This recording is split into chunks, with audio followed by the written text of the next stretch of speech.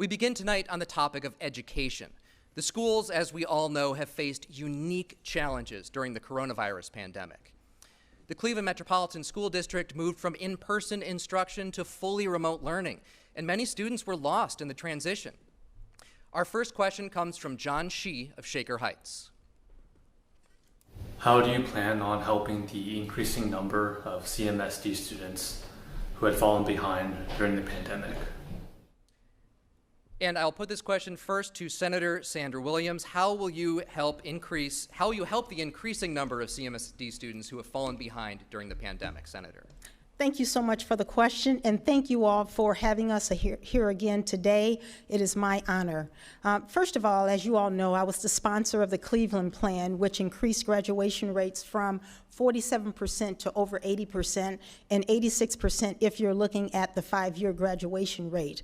I believe the first thing we need to do to address the issue of the pandemic in education is to, number one, make sure we can close the digital divide that has hurt so many families and who prevented a lot of families from actually going to school online during the pandemic. Secondly, I think we need to have an intensive approach, an intensive targeted approach for remedial education for the students that have been left behind. I also believe, and I've always believed this, that we should have school tutoring before school, after school, and on the weekends for those students who have fallen behind. Because see, this is not a new issue. Students have been falling behind for a very long time. Thank you.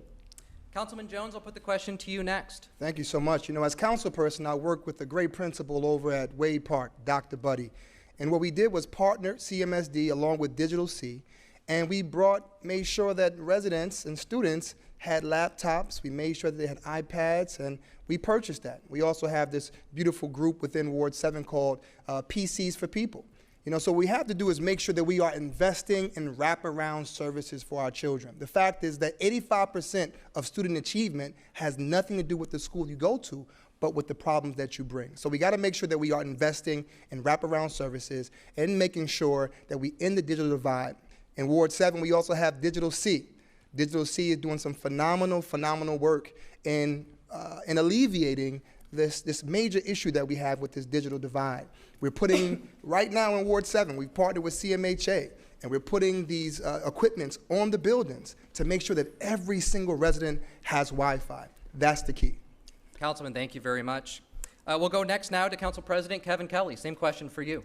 Thank you, Nick. Let's start with the very notion that we have to all accept is that our scholars must succeed if we as a city are going to succeed. And to answer the gentleman's question, we need to start with an honest assessment of what was lost. My daughter is going into 6th grade in CMSD, and I had the opportunity to kind of look over her shoulder during instruction, and these teachers not only had to teach subject matter, but they had to instruct kids on how to upload their homework assignments and how they would, like, if there's a different device, how do you upload, how do you participate in class? Many kids didn't sign on, many kids were lost. We were not in a position to lose a year. We need to make a judgment, we need an assessment of every child and their needs, and we need to decide, can we bring that student back up and keep them at grade level through tutoring and through the other support, or do we need to look at repeating? But whenever possible, we need to support that child and make sure that every child that lost a step at all during this year is supported. Thank you. Staying on the topic of education now, we'll hear from Kenneth Valentine. He's 10 years old and in the 5th grade in a school on the west side. ¿Cuál es tu relación con la comunidad hispana y qué harás en los primeros 90 días para mejorar mi educación? And I will give you the translation, courtesy of our own producer, Natalia Garcia. Congressman Kucinich, will begin with you. The question is, what is your relationship with the Hispanic community, and what will you do in the first 90 days to improve my education, Kenneth asks. Well, let me begin by saying that yo creo que los hispanos americanos son ciudadanos muy importantes a futuro de la ciudad de Cleveland. Entonces, es muy importante por los niños. And so I believe that Hispanic Americans are extremely important to the city, and I think they want the same things that all parents want. They want to make sure schools are safe. But they want to make sure the children who are attending the schools are going to be cared for.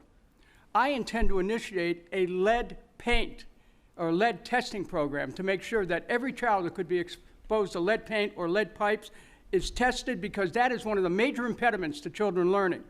I'm going to see the administrative costs cut in the Cleveland Board of Education, because they're twice what many major school districts are, and put the money back into the classrooms. And I'm going to do something else, and that is to give the parents a chance to have a voice. We're going to start talking about, once and for all, an elected school system again. Give the parents a voice once again. Congressman, thank you very much. Justin Bibb, I'll go to you next. What is your answer to Kenneth's question? Well, I want to thank Kenneth for the question, because our Hispanic population is a key part of our community, and they deserve honest, real representation from the next mayor in our city. And as you think about what's at stake in this election, improving public education is critical. State Senator Sandra Williams talked about the Cleveland Plan, and I believe the Cleveland Plan was a good step in the right direction. But we've gone from an F to a D in just 10 years, and that's not good enough for me. So number one, we need to address the learning loss that we've seen in this pandemic. I believe that requires more high-dosage tutoring and mentoring year-round for all of our children inside CMSD. We need to better invest in our teachers and more teacher quality, teacher effectiveness programs, so our teachers have the skills and resources they need to uplift our children day in and day out. And as mayor, I want to bring back our apprenticeship programs in every CMSD high school so our kids can be ready to compete in the 21st century knowledge-based economy.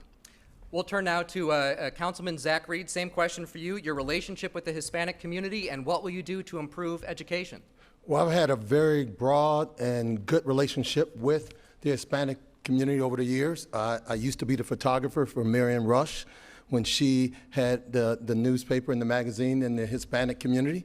So my relationship with the Hispanic community goes back a long, long way. Secondly, what I'll do to help that young man, and I appreciate that young man stepping up to the plate and asking the question. I mean, what we got to do is we've got to go into those schools and talk to the teachers, talk to the parents, and see what type of relationship can we build. We're never going to be able to go to the next level here in the city of Cleveland if we don't build a world-class, first-class educational system in the city of Cleveland. And the census that just came out shows that the Hispanic community is growing in the city of Cleveland and throughout this region. So it is paramount for us to go and talk to our Hispanic students and find out how we can ensure that they're job ready on day one to go out there and help us to rebuild this city. Thank you very much, Councilman Reed. Councilman Jones, 30 seconds. You know, I just want to say that in order for us to truly have an impact on the Hispanic community, we must work with the Hispanic community. I had the chance to, just the last week, a couple weeks ago rather, sit down with the Young Lords, which is an Hispanic American community activist. We need to put them into place and making sure that they have a place in this city. The city of Cleveland does not respect the Hispanic community the way it deserves. It's the fastest growing community, not only in Cleveland, but in this country. We have to make sure that there's no language barriers in city services, as well as making sure that we have more Hispanic teachers that are working within CMSD. Councilman, thank you very much. We will move on now to what Cleveland students are learning in the classroom. What are Cleveland's diverse communities experiencing when they walk through the door of a CMSD school? And we'll go now to a question from Jessica Vallejo of the Edgewater neighborhood. So recent studies have shown that 87% of our country's state history standards do not talk about Native Americans after the year 1900. With the current attacks and bans on discussions about race in the classroom, how can you as mayor guarantee that my Indigenous children and their non-Native friends will have access to this education, will be able to learn about their history, Native American history, the people, as well as the history of our Black and brown brothers and sisters? Mr. Rostabello, you'll get a first crack at this question. Thank you for the question, Jessica. I think this is infusing books, art, music, everywhere we can. We're going to lobby at the state level. If that ship sails, that ship sails. But this is about getting kids to our museums, getting kids to our libraries, making sure our classrooms are stocked with all cultures, right? Education is history. You learn from history to get better in the future. So I also think that this gets to listening to the teachers union as to how they can help inform us on where our blind spots are, and diversifying every CMSD school teacher staff. So if I'm victorious in November, we will start looking at the staffs of every school, and we will make sure that whichever school your child is going to will have that flavor and that historic education, true history. Mr. DeBello, thank you very much. Councilman Jones, how do you believe that Cleveland schools should teach Indigenous and Black history in the classroom? Listen, I'm a graduate from Morehouse College, honors grad. My degree was African Studies. If anybody understands this, Black people understand this. When you look at the history book starting with 1865, and we know very well that we have a history long before that. So what we have to do is we have to work with, number one, we need new books, and we have to have teachers that are culturally competent, that understands the children that they are educating. I mean, it doesn't make sense that you have the fact that the majority of children that are suspended are Black boys. Are Black boys. Why? Because if you don't understand them, you can't help them. And you know, this is not just words. I've been in the classrooms. No one here has been in more classrooms than I have. No one has spoken at more graduations in CMSD than I have. I have been working with the schools, teaching history, teaching leadership. And I think that's important. You have to, in order to help somebody, you have to understand where they come from. Thank you, Councilman. Senator Williams, same question for you. Thank you so much. And I can tell you this, if you don't know your history, you are doomed to repeat some of the bad things that have happened in your history. So I agree with the lady who asked this question. Years ago, I sponsored a bill that would require school districts across the state of Ohio to teach not only Black history, but every other type of history, Latinx, Asian, Indigenous people across the state. And the feedback that I got was that we have too many requirements right now under our educational system. But as the mayor of this city, I can work with the CMSD executive director or CEO to make sure that it is included within our history system. We don't have to depend on the state level to get something done that we know needs to be done. We can do it on our own by making sure that we work within the realms of the system and teach it in every history class in the CMSD district. I would also say this, there are current bills going through the legislature that might prevent us from actually doing that, but I will work on that. Thank you. All right, I had two requests here. Council President Kelley first, 30 seconds, and then Councilman Reed will go to you. Thank you. Council President. Thank you, Nick. We just all have to acknowledge that Indigenous people didn't write these history books. And we've talked about the teachers, and to double down on what Senator Williams said, it all comes to who do you appoint to the board. And that's the mayor's responsibility. And that's where I will commit to make sure that I only appoint members to the board that hold these values to teach true history. Thank you. Thank you very much, Council President. Councilman Reed will go to you, and then I did hear from Mr. Bibb. So, Councilman Reed. Well, we can talk about history and we can talk about history books. Let's talk about right now. As councilman, I stood on the floor of City Council. I walked and talked with those Indigenous individuals at every base, at every home opener, and talked about the fact that the Wahoo was basically a racist a symbol. And I also work with the Indigenous people. So at the end of the day, we can talk about what we've done in the past. I'm telling you what I've done recently to ensure that now the Indians are now called the Guardians. Thank you very much, Councilman. Mr. Bibb will go to you, then we'll have to move on to the next question. I think we have to ground this conversation in real facts and understand the real nuance of what's at stake in this election. The mayor has a moral responsibility to improve public education, and we can't take that role lightly. And now more than ever, we need to have an aggressive strategy to hire more teachers of color that look like our students, that share their lived experience, but also we gotta stop teaching to the test and really ground in our curriculum in what students wanna learn day in and day out. That's the kind of policy change we need right now inside CMSD. Thank you very much, Mr. Bibb. On to our next question. Public education has a lot of competition in Northeast Ohio from private and parochial schools, and school vouchers make it easier to choose an alternative. This next question is about how Cleveland schools can compete, and it comes from Leah Hudnall and her son, Dom, in Mill Creek. Hi, we come from a long line of proud Cleveland Public School graduates. I myself graduated from a Cleveland public school, and my son here is enrolled in preschool in a CMSD school. Many times perception outweighs reality on the quality that we have in our public education system. What will you and your administration do to attract new young families who will enroll their children in CMSD? Council President Kelley, first to you.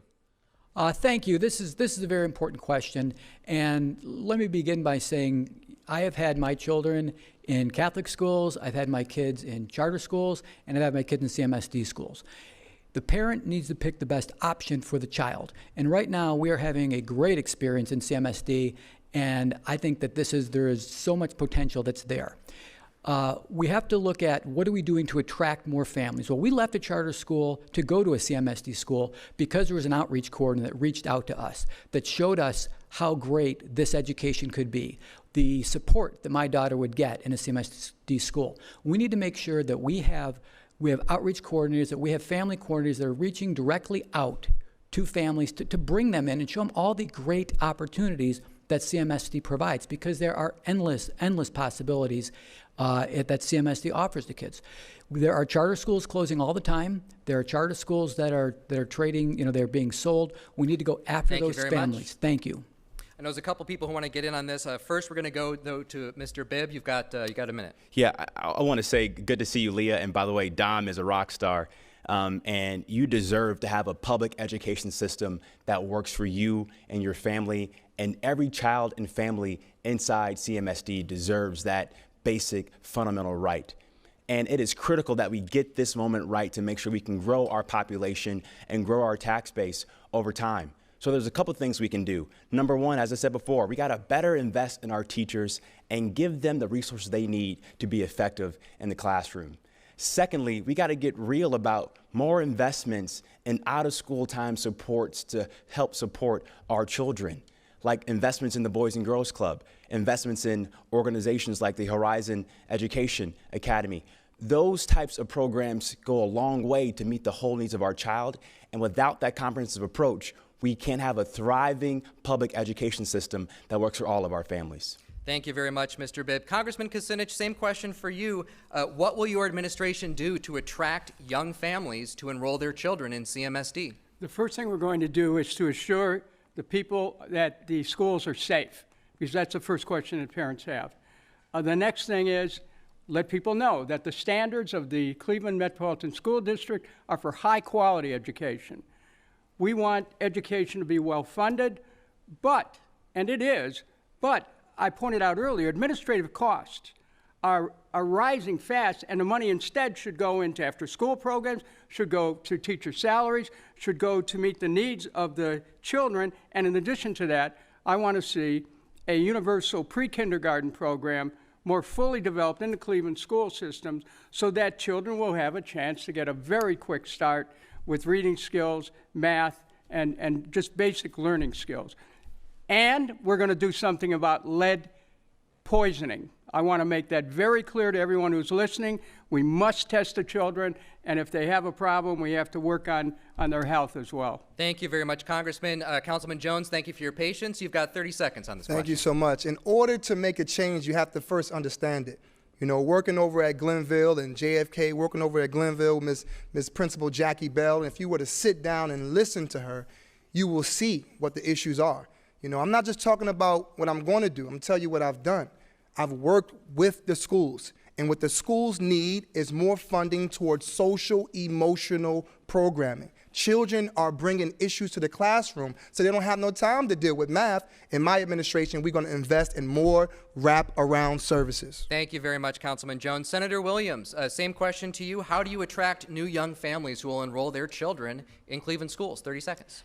Thank you very much. Well, listen, parents come to me all the time talking about the problems that we have in this Cleveland public school system and our grade card rating. The first thing I will let them know is the grade card system that we have in place on the state level is not a direct and accurate reflection of what's happening within the Cleveland Municipal School District. I would sit down with the parents and the teachers, making sure we meet with those parents who are interested in bringing their students to the City of Cleveland School District and tell them all all the great things that we are doing. We have people coming from outside of the city of Cleveland putting their children in our school, like the Cleveland School of Arts, like the Senator, thank you so John Hay much. High School. Thank you. Appreciate your time. Councilman Reed, I would like to hear from you on this. Well, as a proud graduate of the Cleveland Public School System, John F. Kennedy, I can tell you firsthand, when I left that school, I was ready to go to work and take on the task of society. And if we want to attract parents to put their children into the school system, we first have to ensure that they know when that child graduates that they're ready to take on the tasks of our society and that they're job ready. And we need to reimagine education. We need to take a school like Collinwood and reimagine Collinwood to be a vocational school. Why do we only have Councilman, one? thank you so much. I know it said a minute there. You had 30 seconds for that one. My apologies for the confusion. And I know you're on a roll there. But Mr. DeBello, also to you, 30 seconds. Thanks, Nick. Leah, by the end of my term, we're going to be stealing kids from private and charter schools.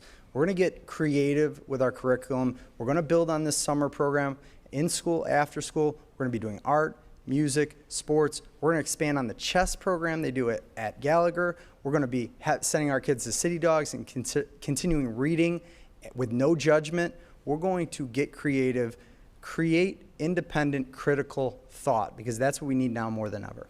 Thank you very much, Mr. DeBello. We'll move on to our next question here.